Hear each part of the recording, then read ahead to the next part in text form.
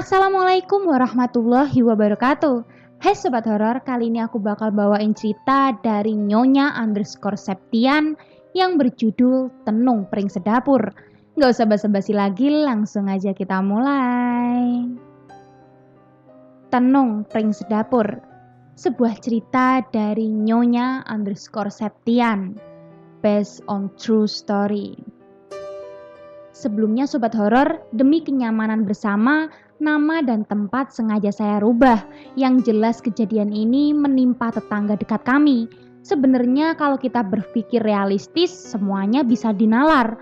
Namun bagaimana jika sesuatu yang tak bisa masuk akal terjadi di depan mata kita? Masih mau mengelak? Oke, mari kita mulai. Saya akan menceritakan kisah tentang satu keluarga yang habis meninggal satu persatu dalam 1 tahun, dikarenakan tenung pring sedapur. Sementara hanya tersisa seorang anak, yaitu anak sulung keluarga tersebut. Sebut saja keluarga Suryoko, yang terdiri dari 4 orang. Sang bapak sebut saja bernama Pak Suryo, istrinya Buming, anak sulungnya Yoko dan si bungsu Radit. Dulunya mereka adalah keluarga yang bahagia dengan rezeki yang selalu mengalir. Banyak anak-anak pengangguran di lingkungan kami diajak bekerja oleh keluarga ini. Pak Suryo adalah sosok yang ramah dan setiap kali lewat di depan rumah kami, beliau selalu menyapa. Bahkan setiap kali mobilnya rewel, bapakkulah yang mengatasinya. Karena selain orang pintar, bapakku adalah seorang montir. Selain keluarga yang bahagia, mereka adalah keluarga yang teguh pendiriannya dan tidak silau dengan harta. Pernah suatu hari saat di lingkungan mereka akan didirikan sebuah klinik kesehatan yang sekarang berkembang menjadi rumah sakit swasta, hanya keluarga inilah yang menolak menyerahkan tanahnya meskipun dengan iming-iming uang yang lebih besar dari harga yang seharusnya. Mereka tidak mau menipu perasaannya sendiri dengan uang. Hingga suatu hari, tiba-tiba Buming jatuh sakit. Memang sudah sejak lama Buming menderita diabetes, namun kali ini kondisinya banyak menurun. Hingga dia mengira akan segera wafat. Buming berpesan agar Mas Yoko segera menikah, mengingat usianya sudah kepala 3.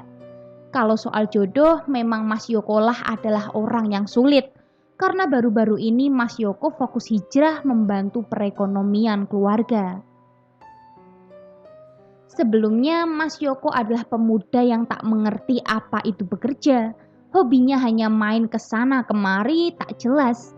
Hingga waktu itu Mas Yoko menyadari bahwa kesehatan ibunya sudah tak seperti dulu lagi. Akhirnya Mas Yoko berjanji, jikalau sudah bertemu jodohnya tak akan berlama-lama untuk menunggu. Saat Mas Yoko lagi tekun-tekunnya bekerja keluar kota sebagai pedagang, bertemulah dia dengan seorang gadis. Panggil saja namanya Mbak Rita. Nah, berawal dari sinilah bencana itu terjadi. Di awal-awal perkenalan, Mbak Rita dikenal sebagai sosok yang baik, sayang, dan penuh perhatian kepada keluarga Suryoko.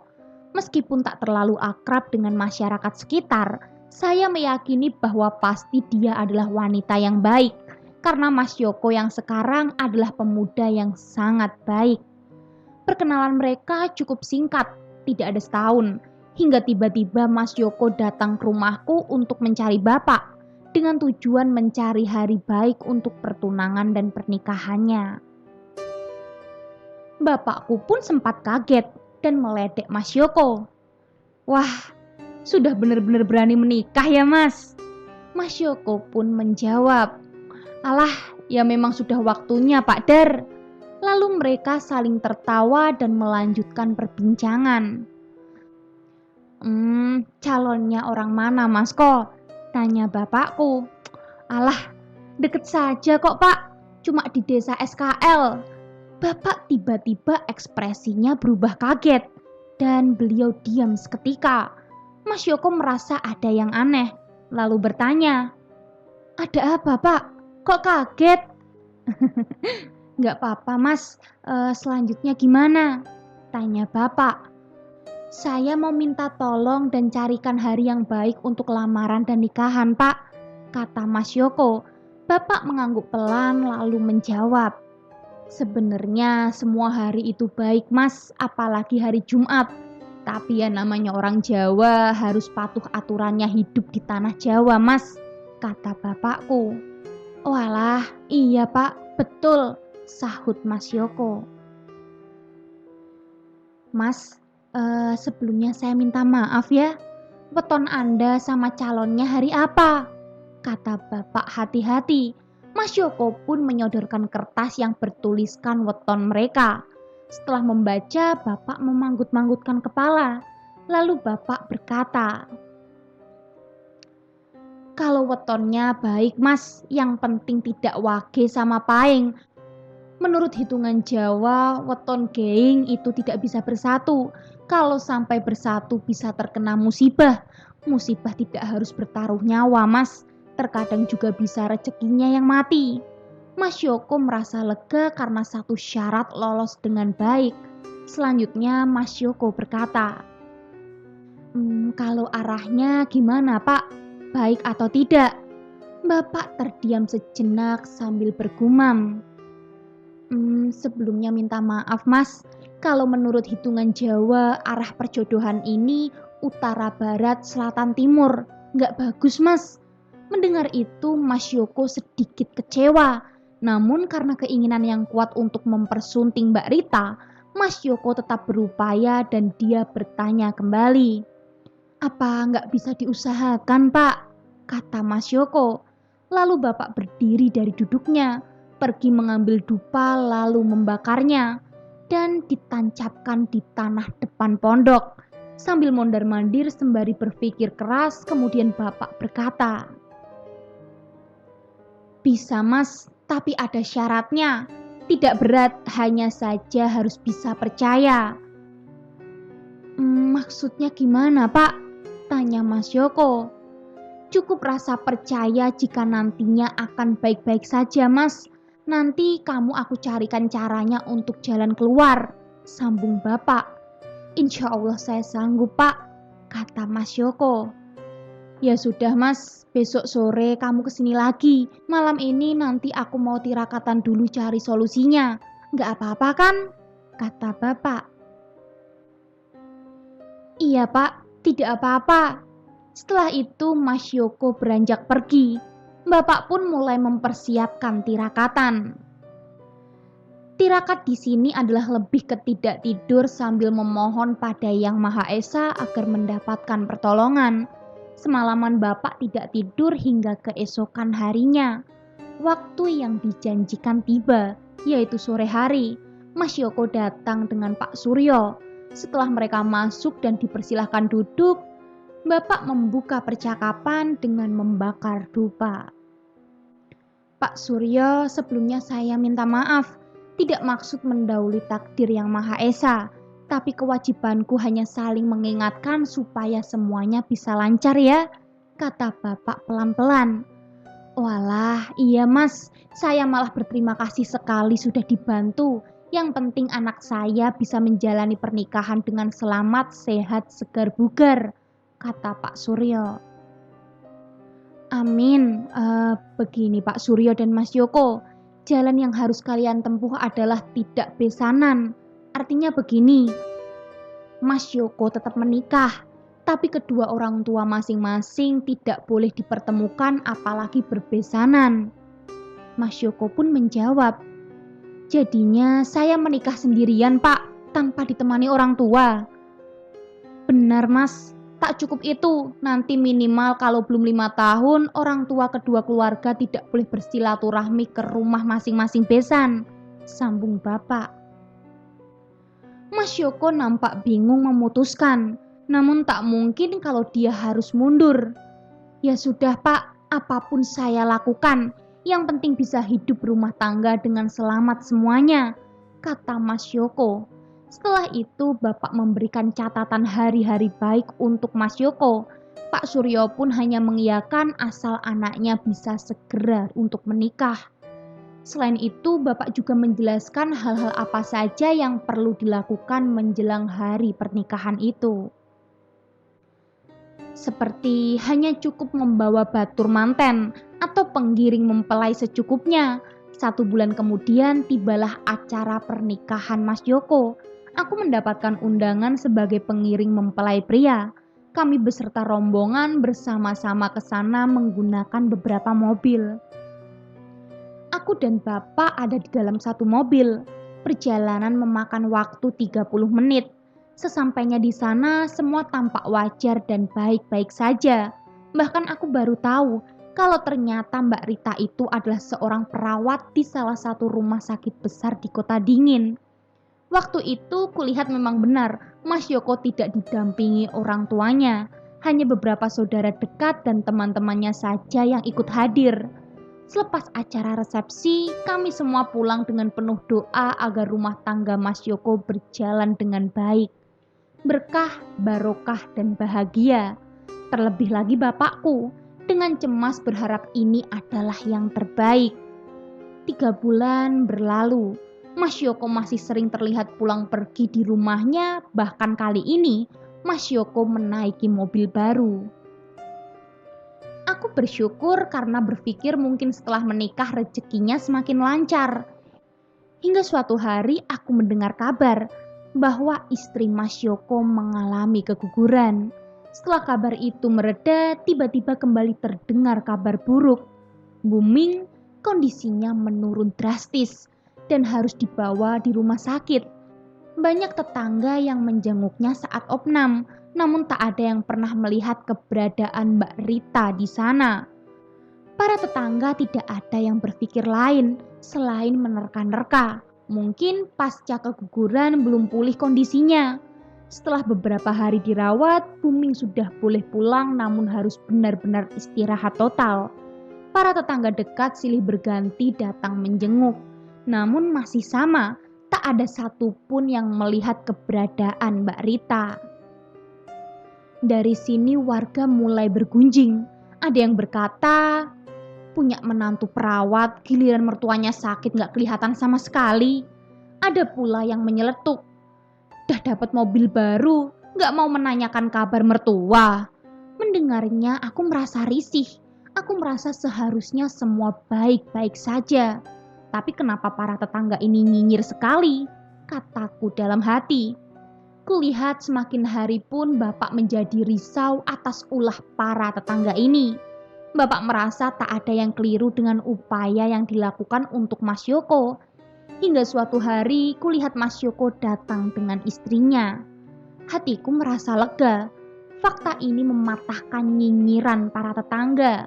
Mungkin memang benar kalau setelah keguguran Mbak Rita belum pulih total. Namun kenapa lama sekali pemulihannya? Batinku. Lebih dari 3 bulan setelah kabar keguguran itu, aku baru melihat Mbak Rita hari itu. Setelah itu berhari-hari kabar nyinyir warga tak kudengar lagi. Namun tiba-tiba di suatu pagi, di musola aku mendengar pengumuman lewat toa. Assalamualaikum warahmatullahi wabarakatuh. Inna lillahi. Memberi pengumuman kepada warga RT 2 RW 3 lingkungan SR. Booming istri dari Pak Suryo sudah diambil kembali oleh Allah Subhanahu wa Ta'ala sekitar jam 4.30 tadi pagi. Terima kasih. Aku terkejut, namun tak berpikir negatif karena memang Booming sakit sejak lama. Di rumah duka, keluarga yang terlihat hanya Pak Suryo, Mas Yoko, dan Radit. Lagi-lagi Mbak Rita tidak muncul. Yang aku lihat yang paling terpukul adalah Radit, karena selama ini dialah yang paling dekat dengan ibunya. Air mata terlihat membanjiri wajahnya. Matanya sangat lembab. Berkali-kali dia panggil, "Bu, Ibu." Mas Yoko terlihat lesu dan Pak Suryo berusaha tegar meski air matanya tak berhenti menetes. Ketika prosesi pemakaman selesai, semua warga pulang ke rumah masing-masing. Aku dan Bapak mulai membicarakan kejadian yang menimpa Mas Yoko. mulai istrinya keguguran hingga booming yang meninggal hari itu. Jodoh, mati, rezeki sudah ada yang ngatur, tidak perlu khawatir. Semoga Mas Yoko diberi sabar, kata bapak. Lah iya pak, aku heran kenapa menantunya nggak kelihatan. Katanya sejak Mak Ming sakit datang cuma sekali, kataku. Alah nggak tahu nak, bukan urusan kita, didoakan saja yang baik-baik, kata bapak. Sejak hari itu kulihat Mas Yoko bekerja lebih giat lagi, berdagang apapun yang sedang musim, mulai dari buah duren dan susu segar rasa buah. Pernah sekali aku membeli susu dagangannya, lalu dengan lancang aku menanyakan, Mas, sekarang tinggal di mana? Kok lama gak kelihatan? Mas Yoko pun menjawab, sekarang aku gak di SR mbak, aku di JTLG, cari lokasi.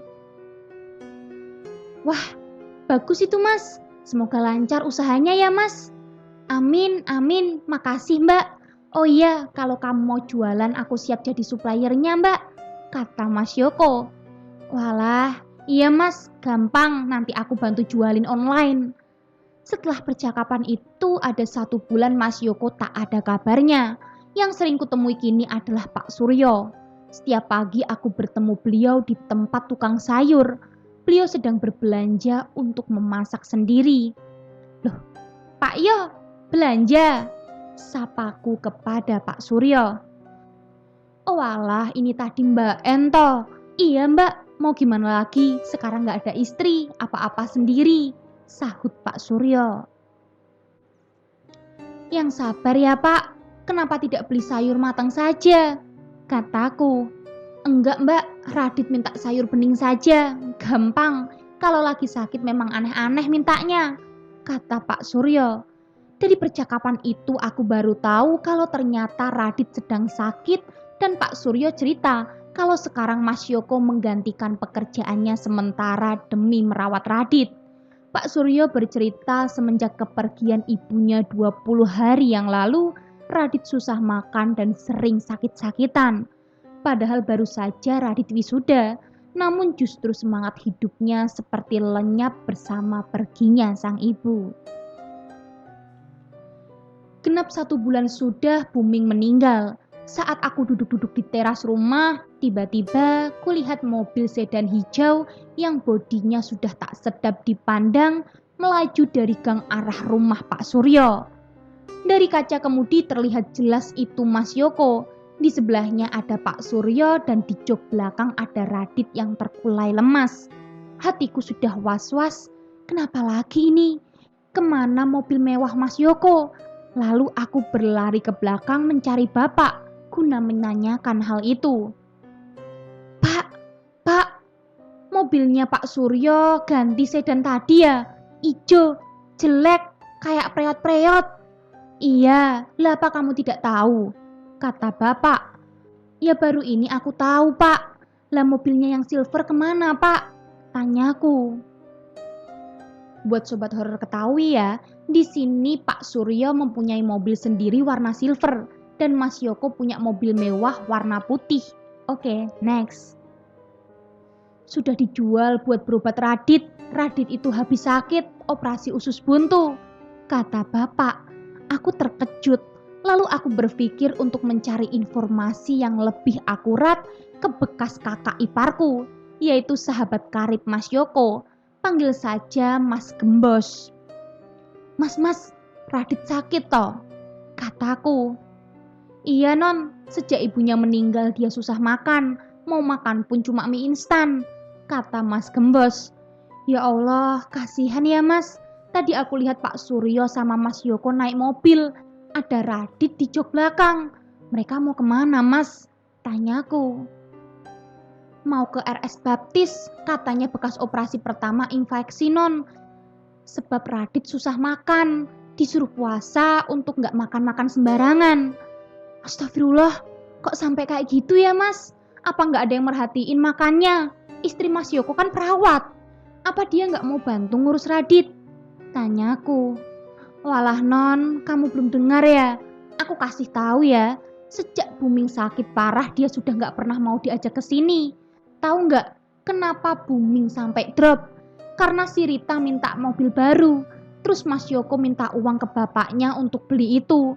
Mereka ini sudah mau cerai non. Karena Rita ini serakah sama harta mertuanya. Gak peduli asal Mas Yoko dapat uang. Sampai rela jualan duren dan susu itu ya gara-gara si Rita. Mobil pribadi Pak Suryo habis. Padahal mereka orang baik.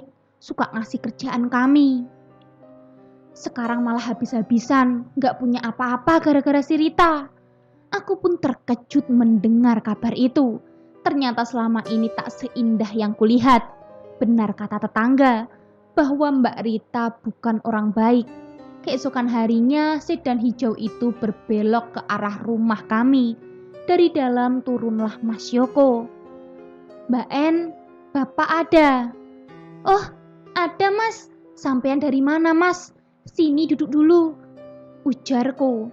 Setelah duduk Mas Yoko bercerita. Dari Kotaka Mbak, nata kontrakan buat Radit. Loh, bukannya Radit sakit? Kok malah kontrak Mas? Tanyaku heran. Iya Mbak, biar deket rumah sakit aja. Jadinya gak perlu bolak-balik. Kan lumayan jauh Mbak. Kota B sama K 1,5 jam Mbak. Kasihan Radit kalau kelamaan di jalan, terang Mas Yoko. Oh iya Mas, betul juga. Lah Pak Suryo di mana Mas? Sementara jagain Radit Mbak. Setelah percakapan itu, Mas Yoko menyatakan tujuannya bahwa dia datang untuk servis mobil. Lalu Bapak mulai mengotak-ngatik mobil Mas Yoko. Setelah selesai, Mas Yoko berpamitan pulang untuk mengambil baju-baju Radit dan Pak Suryo. Mbak, aku pulang dulu ya. Oh iya Mas, saya doakan semoga Radit cepat pulih ya Mas. Amin, ujarku. Setelah itu berhari-hari kulihat sedan hijau itu pulang pergi melintasi gang rumah kami yang saling bertemu di perempatan kecil depan rumah. Hingga genap 3 bulan lamanya, hingga suatu hari genap 100 hari kepergian Buming, di musola depan rumahku tiba-tiba para pemuda berkumpul. Aku yang masih baru bangun tidur terkejut saat melihat dari jendela. Semua orang bergotong-gotong mengeluarkan kursi plastik dan menaikkannya ke mobil pickup. Pertanda ada rumah yang sedang berduka. Lalu aku keluar menghampiri. Mas, siapa yang meninggal? Tanyaku penasaran. Mas Gombos yang juga ada di sana menyaut. Radit non. Aku pun sontak terkejut. Innalillahi, ya Allah. Aku heran dan sedih. Kenapa bertubi-tubi keluarga Pak Suryo mendapatkan ujian yang berat? Masih 100 hari lalu Buming meninggal, kini Radit. Namun masih sama aku berpikir positif. Mungkin memang sudah takdir. Radit tidak mampu melawan sakitnya. Aku terduduk lemas lalu Mas Gembos mendekat. Dia bicara hal yang sama, rasa herannya kepadaku. Kasihan ya non, sebelum meninggal Radit bilang, katanya mau ikut ibu saja. Mungkin dia pesimis merasa tidak bisa sembuh, terang Mas Gembos. Iya Mas, kasihan, padahal dia anak baik. Harapan besar Pak Suryo selain Mas Yoko, jawabku. Semenjak meninggalnya Radit, banyak tersiar kabar buruk kurang sedap. Warga merasa resah dan khawatir akan keselamatan keluarga Suryo. Mereka menduga ada yang tidak beres menimpa keluarga ini. Keluarga yang dulu sangat bahagia dan mampu membahagiakan orang lain. Hingga suatu hari Pak Suryo datang ke rumah dengan badan yang mengurus. Mbak, bapaknya ada, kata Pak Suryo. Ada Pak, di pondokan belakang. Lalu Pak Suryo menuju padepokan bapakku dan hampir sekitar 2 jam lamanya beliau berbincang-bincang dengan bapakku. Hingga akhirnya keluar dari pondokan sembari merangkul bahu Pak Suryo. Yang sabar njih Pak, insya Allah saya bantu. Kita cari sama-sama jalan keluarnya, kata bapakku. Iya Mas, terima kasih sekali ya Mas, kata Pak Suryo. Aku pun penasaran dengan apa yang diperbincangkan Bapak dengan Pak Suryo. Dan aku pun bertanya, Pak, ada apa dengan Pak Suryo? Kasihan dok, Keluarganya sedang diincar, kata bapak. Maksud bapak? Tanyaku. Waktu Radit masih di rumah sakit Kotaka, Pak Suryo bertemu dengan orang tak dikenal, menanyakan kenapa Radit sebenarnya. Tapi ternyata orang itu memberitahu Pak Suryo bahwa ada yang tak beres dengan keluarganya. Mendengar awal mula cerita Pak Suryo, orang itu mengambil kesimpulan bahwa Pak Suryo sedang diteluh. Nama teluhnya yaitu Tenung Pring Sedapur. Bapak sendiri belum berani berspekulasi. Ini bapak masih akan tirakatan dulu. Terang bapakku. Astagfirullah pak, tega bener ya pak orang yang ngelakuin itu. Oh ya pak, Tenung Pring Sedapur itu yang bagaimana pak? Tanyaku penasaran. Kamu tahu pring sedapur atau bambu sedapur, bambu yang tumbuhnya bergerombol jadi satu. Artinya teluh itu akan menghabisi kerumunan atau anggota keluarga yang jadi sasaran. Aku sudah berpesan pada Pak Suryo agar lebih meningkatkan ibadah. Kalau perlu agar rumah yang ditempati sekarang dijual saja. Bapak khawatir kalau teluh itu ditanam di rumahnya. Mendengar hal itu aku pun begidik. Perbuatan yang sangat biadab bagi orang sebaik Pak Suryo.